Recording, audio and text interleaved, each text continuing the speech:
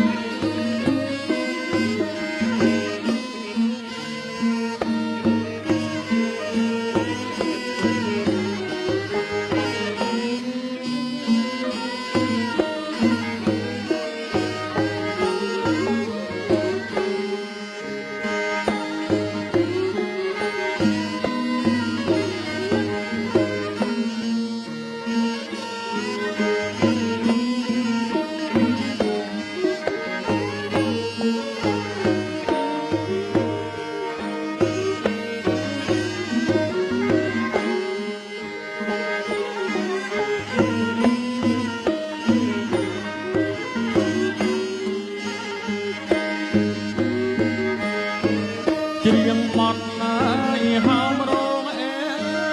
យអុចភូគួងសួងសែនប្រពឹងស្ងប់មើខាថ្វាយភ្លេងហោមរងអើយអុចភូគួងសួងសែនប្រពឹងស្ងប់មើ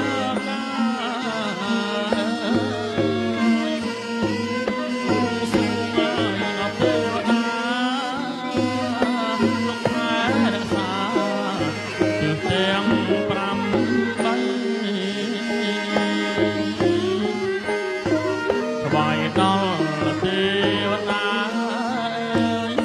លោកថែរក្សាគុំទាំង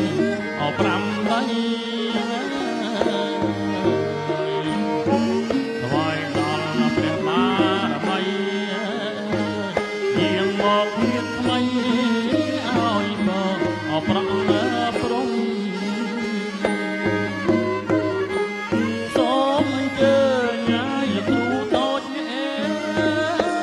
ខ្ញុំហើយសូមអញ្ជើញលោកគ្រូធំ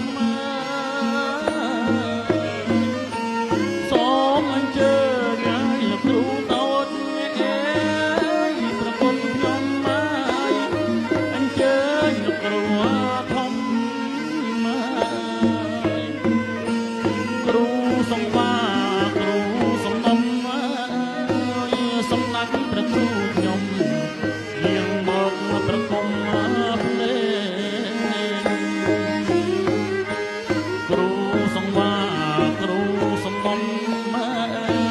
សម្ដេចព្រះគ្រូខ្ញុំលោកអើយ